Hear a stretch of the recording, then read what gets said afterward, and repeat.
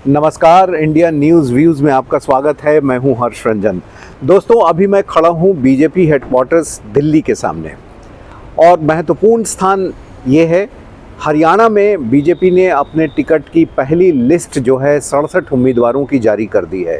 90 विधानसभा सीटों के लिए 67 उम्मीदवारों की सीट जारी हो चुकी है और इसके बाद से बीजेपी में एक तरीके से देखें तो बवेला खड़ा हो गया है। इस्तीफों का दौर चल रहा है। वजह साफ है कि बहुत से लोग टिकट के बंटवारे से संतुष्ट नहीं हैं।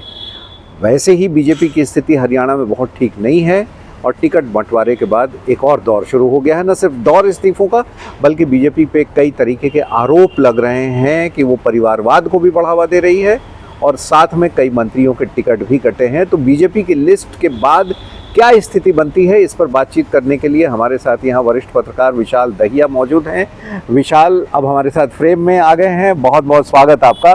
तो जैसे कि हम बातचीत कर रहे थे, क्या स्थिति बन रही है हरियाणा में टिकट बंटवारे को बीजेपी द्वारा, आप कैसे देख रहे हैं? देखिए, सबसे महत्वपूर्ण बात यह है हर्ष जी कि भारतीय जनता पार्टी ने टिकटों की जो घोषणा की है वो पहले की। कांग्रेस पार्टी में अभी भी जो है मतलब मंथन चल रहा है कि हम टिकट की घोषणा करें, किस सीट पे करें ना करें। लेकिन भारतीय जनता पार्टी ने 10 साल राज किया, उसके बाद 67 सीटों पे घोषणा की। अब इसके कुछ महत्वपूर्ण पहलू हैं। आपने कहा कि बवेला खड़ा हो गया है और बगावत हो गई है। जी बिल्कुल, बगावत शुरू हुई है और किसी भी सत्ताधारी पार्टी के लिए जो कि 10 साल सत्ता में रही हो, उसके बाद जब टिकट बांटी जाती है तो बगावत होना लाजमी भी है और थोड़ा सा लगता भी है कि कुछ लोग नाराज़ होंगे। इस बार हालांकि बीजेपी के लिए हरियाणा में दिक्कत बहुत ज़्यादा है। चुनाव से 6 महीने पहले मुख्यमंत्री बदले गए और अब टिकट की तरफ नज़र डालें, जो 67 उम्मीदवार जिनकी घोषणा की गई है उनमें से 9 सिटिंग विधायकों की टिकट काट दी गई है। यानी इसमें मंत्री भी हैं? जी, 2 मंत्री हैं इसमें। तो 2 मंत्री और 7 विधायक और यानी कि 9 के आसपास, यानी कि लगभग 25%। जी, आपने 31 विधायकों की सीटों पे टिकटों की घोषणा की और उसमें से 25% को आपने जो है नमस्ते कर दिया। तो बगावत होना लाजमी है और बगावत में सबसे पहला नाम है रतिया विधानसभा सीट से। जो रतिया विधानसभा सीट है वो फतेहपुर में आती है, रिजर्व सीट है। उस पर सुनीता दुग्गल जो हैं उनको दोबारा टिकट दी गई है। सुनीता दुग्गल को 2024 के लोकसभा चुनाव में सिरसा से टिकट नहीं दी गई थी। वो 2019 के चुनाव में सिरसा से सांसद बनी, लेकिन 2024 के चुनाव में उनको टिकट नहीं दी गई। 2024 के चुनाव में अशोक तंवर जो कि कांग्रेस छोड़ के बीजेपी में शामिल हुए थे, उनको टिकट दी गई, वो चुनाव हारे। और फिर उसके बाद अब सुनीता दुग्गल को दोबारा रतिया विधानसभा सीट जो कि उसी इलाके के तहत आती है, वहां से टिकट दी गई। तो रतिया से जो सिटिंग विधायक हैं उन्होंने आज ही सुबह जो है इस्तीफा दे दिया पार्टी से, कहा कि साहब मैं पार्टी में नहीं रहना चाहता हूं। इसी तरह एक पूर्व विधायक है, उन्होंने इस्तीफा दिया है। कुछ जो जिलों के जो ऑर्गेनाइजेशन है, सब ऑर्गेनाइजेशन है भारतीय जनता पार्टी के, उनके चेयरमैन हैं या अध्यक्ष हैं, उनमें से भी कुछ लोगों ने इस्तीफा दिया है। तो क्यों है ये नाराजगी? मोटे तौर पर ये देखिए, क्योंकि एक तो सिटिंग विधायकों की टिकट काटेगी और दूसरा ये जो 67 सीटों पे घोषणा की गई, इसमें 2 और महत्वपूर्ण बातें आती हैं। पहली बात सबसे महत्वपूर्ण ये आती है कि इसमें जो भूतपूर्व मुख्यमंत्री हैं मनोहर लाल खट्टर जी, उनकी साफ तौर पे स्टैंप जो है नहीं दिखाई दे रही है। उनके भी कई ऐसे विश्वस्त हैं जिनको टिकट नहीं मिली है और जो उनके ओएसडी हुआ करते थे जवाहर यादव, उन्होंने तो लिस्ट की घोषणा होने से कुछ समय पहले ही घोषणा कर दी कि मैं चुनाव नहीं लड़ना चाहता हूं, यानी कि उनको टिकट नहीं मिल रही थी जो है। उसके अलावा एक और महत्वपूर्ण बात, अगर बीजेपी की जो लिस्ट है इस पर नज़र डाल के देखें तो वो ये कि ओबीसी बहुल लिस्ट है, जो कि बीजेपी की स्ट्रेटेजी इस चुनाव में दिखाई देती है कि जो ओबीसी समुदाय है उसको हमें इकट्ठा लेकर चलना है, क्योंकि जाट नाराज चल रहे हैं पार्टी से। और हाँ, यहाँ विशाल ये बताना बेहद ज़रूरी है अपने दर्शकों को कि जो 67 सीटें मिली हैं उसमें 41 नॉन जाट हैं। यही मैं कह रहा हूँ कि जाट भारतीय जनता पार्टी से नाराज हैं, ये पार्टी को भी बड़े बेहतर तरीके से मालूम है। तो ज़्यादा फोकस नॉन जाट पे किया गया है, ज़्यादा फोकस ओबीसी को अकोमोडेट करने पे किया गया है। लेकिन एक और महत्वपूर्ण बात है यहाँ पे, और वो महत्वपूर्ण बात ये है कि किसी सत्ताधारी पार्टी के मुख्यमंत्री की सीट अगर बदली जाए तो वो अपने आप में बहुत कुछ इंडिकेट करती है। और ख़ासतौर पे अगर नायब सिंह सैनी जो कि इस वक्त भारतीय जनता पार्टी के मुख्यमंत्री हैं, जिनको 6 महीने पहले ही, लगभग 6 महीने से कम समय पहले ही कमान सौंपी गई थी, उनकी पिछले 10 साल में 4थी बार सीट बदली गई है। 2019 में वो किसी और सीट से चुनाव लड़े थे विधानसभा, उसके बाद जो 2024 का लोकसभा चुनाव हुआ उसमें वो अलग सीट से उन्होंने चुनाव लड़ा और वो जीते वहां से। उसके बाद जब उपचुनाव की बारी आई, यानी कि मुख्यमंत्री जब वो बने तो उनको विधानसभा का उपचुनाव लड़ना था, तो उन्होंने करनाल विधानसभा सीट से उपचुनाव लड़ा, जो कि सीएम सिटी भी कहा जाता है क्योंकि खट्टर साहब भी वहीं से विधायक थे और वहां से वो विधायक बने। लेकिन अब इस चुनाव में उनको फिर शिफ्ट करके करनाल से लाडवा भेज दिया गया है कि अब वो लाडवा से चुनाव लड़ेंगे।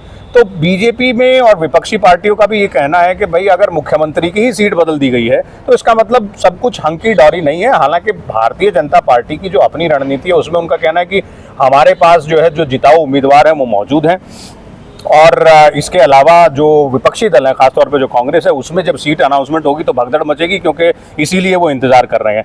एक और महत्वपूर्ण बात है यहाँ पे हर्ष जी, और महत्वपूर्ण बात ये है कि इस लिस्ट पे नजर डालें तो जो बाहर से दूसरी पार्टियों से नेता आए थे उनको एकोमोडेट किया गया है, वो भी नाराजगी का एक वजह है।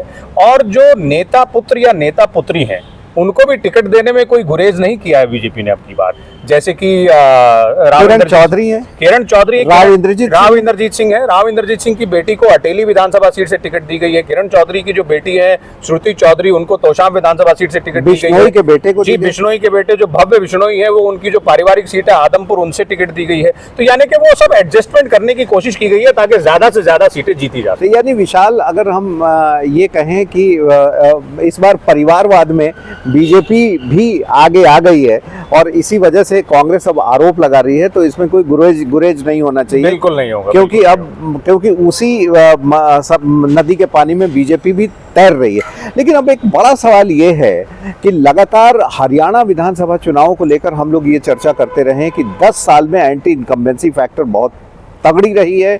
दूसरी बात ये रही है कि जाटों से बीजेपी ने एक दूरी बनाई है, ध्रुवीकरण की राजनीति रही है। तीसरी जो रेसलर्स थे, पहलवानों का मामला था, ये बीजेपी के अगेंस्ट है। चौथी बेरोजगारी की समस्या है। कुल मिलाकर अगर बीजेपी हरियाणा में अपने एजेंडे को बनाती है तो आपके हिसाब से ये एजेंडा क्या होगा?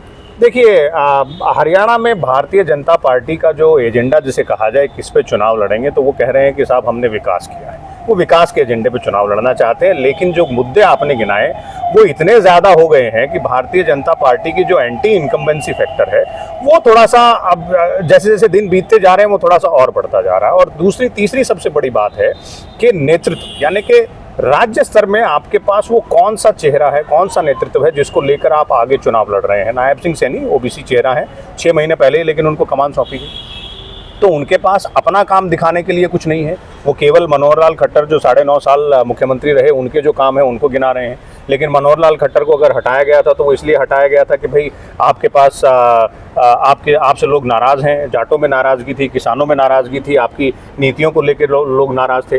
बेरोजगारी का मुद्दा आपने गिनाया। इसके अलावा जो अग्निवीर स्कीम है वो एक बहुत बड़ा मुद्दा है हरियाणा के युवाओं के लिए। तो वो ये सब जो बातें हैं, इन सब बातों से ये महत्वपूर्ण हो जाता है कि अब भारतीय जनता पार्टी को अपनी ज़मीन बचाने के लिए, हरियाणा में अपना किला बचाने के लिए स्ट्रैटेजी में, मुद्दों की स्ट्रैटेजी में क्या ट्वीक लेकर आना पड़ेगा। आपने कास्ट कॉम्बिनेशन की स्ट्रैटेजी में ट्वीक कर दिया कि आपने ओबीसी बहुल अपना जो है स्ट्रैटेजी रखी है, लेकिन आप मुद्दों की स्ट्रैटेजी में, यानी कि जो विपक्ष की तरफ से बाण चलाए जाएंगे उनके जवाब में आप क्या जवाब देंगे और उन पर आप किस तरह से हमला करेंगे। बिल्कुल, लोग ये कह रहे हैं विशाल कि अगर बीजेपी ने विकास के या अपने काम के मुद्दे को छोड़कर जो ध्रुवीकरण का मुद्दा है, जाट, नॉन जाट, मुस्लिम, हालांकि मुस्लिम कम है वहाँ पर, लेकिन मुस्लिम, गैर मुस्लिम जो बाकी जगहों भी चल रहा है, अगर इस पे अपना ध्यान फोकस कर ले और पोलराइजेशन ज़बरदस्त तरीके से हो जाए तो शायद उतनी बुरी हार नहीं।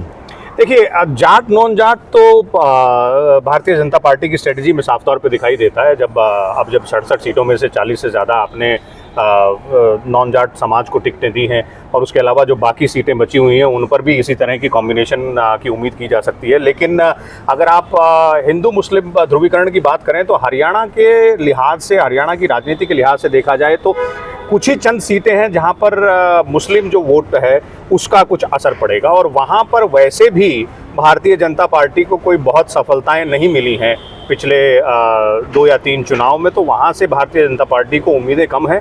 हाँ, जो कास्ट कॉम्बिनेशन है वो एक बहुत महत्वपूर्ण फैक्टर भारतीय जनता पार्टी के लिए चुनाव में रहेगा। तो चलते चलते विशाल, एक सवाल और आपसे बनता है ये कि ये जो वहाँ के पुराने चौटाला वाले दल हैं, INLD हो, जेजेपी हो, इनकी इस चुनाव में क्या स्थिति रहने वाली है? देखिए, जेजेपी के पास बहुत ज़्यादा चीज़ें बची नहीं हैं, क्योंकि उनके कई जितने विधायक थे उसमें से ज़्यादातर लगभग जो है पार्टी छोड़ के जा चुके हैं। कुछ बीजेपी में उन्होंने ज्वाइन किया, बीजेपी ने उनको टिकटें भी दी, उसके अलावा कुछ कांग्रेस ज्वाइन करना चाहते हैं। और जेजेपी में अब दुष्यंत चौटाला और उनके भाई जो दिग्विजय चौटाला हैं, उन्हीं के जिम्मे है कि क्या वो 2 या 3 सीटें निकाल पाएंगे। जहां तक INLD की बात है, INLD की स्थिति जो है, जो पिछला चुनाव था, जो 2019 का चुनाव था, उसके मुकाबले थोड़ी सी बेहतर इसलिए कही जा सकती है क्योंकि जेजेपी की स्थिति खराब है। और पिछली बार जिस तरह से पार्टी टूटी थी, तो वो एक सरप्राइज फैक्टर INLD के लिए कहा जा सकता था, जिसको वो नहीं संभाल पाए। लेकिन INLD कितना जो है बसपा के साथ मिलकर, खासतौर पे जो जाट दलित वोटों का कॉम्बिनेशन है, उसका कितना फायदा ले पाएगी, ये थोड़ा सा अभी कहना मुश्किल है। क्योंकि जहां तक हर एक चुनाव में एक हवा की बात की जाती है, लहर की बात की जाती है, तो इस चुनाव में, हरियाणा के इस चुनाव में इस वक्त पलड़ा तो कांग्रेस का भारी दिख रहा है। कांग्रेस का पलड़ा भारी दिख रहा है, और ये बात सिर्फ हमारे एक्सपर्ट, हरियाणा से जुड़े पत्रकार विशाल दहिया ही नहीं कह रहे हैं, बल्कि सारा मीडिया इसी बात को कह रहा है कि हरियाणा में इस बार कांग्रेस का पलड़ा बहुत भारी है, या दूसरे शब्दों में कहें बीजेपी का पलड़ा कमज़ोर है। तो दोस्तों, ये तो आज हमने बीजेपी हेडक्वार्टर से आपके लिए बात की और हमने बताया। अब यहाँ के बाद हम सीधे चलेंगे और देखेंगे कि दरअसल कांग्रेस का जो हेडक्वार्टर है, यानी भूपेंद्र सिंह हुड्डा जहाँ दिल्ली में रहते हैं, वो क्या कर रहे हैं, वहाँ कितनी भीड़ है, और वहाँ से हम अगले एपिसोड में आपको दिखाएंगे कि दरअसल कांग्रेस में किस तरीके का माहौल है। ये तो हमने बीजेपी हेडक्वार्टर से आपको माहौल दिखाया। ये पीछे वही जगह है जहां अक्सर आपने देखा होगा प्रधानमंत्री नरेंद्र मोदी आते हैं, अमित शाह जी आते हैं, राजनाथ सिंह जी आते हैं और लोगों को संबोधित करते हैं कोई भी चुनाव जीतने के बाद। कदाचित अगर हरियाणा में बीजेपी की जीत होती है तो ये जो जगह आप पीछे देख रहे हैं, यहीं मोदी साहब आएंगे, यहीं अमित शाह जी आएंगे और एक बार लोगों को संबोधित करेंगे। हालांकि इस बात की अभी तक संभावना जो है वो काफ़ी कम बन रही है। तो फिलहाल इस एपिसोड में इतना ही। फिर आपको कांग्रेस हेडक्वार्टर लिए चलेंगे, दरअसल हेडक्वार्टर नहीं, हुड्डा साहब के घर पर, और वहाँ से फिर हम दिखाएंगे आपको अपने अगले एपिसोड में कि क्या कुछ चल रहा है। फिलहाल दीजिए इजाज़त, नमस्कार।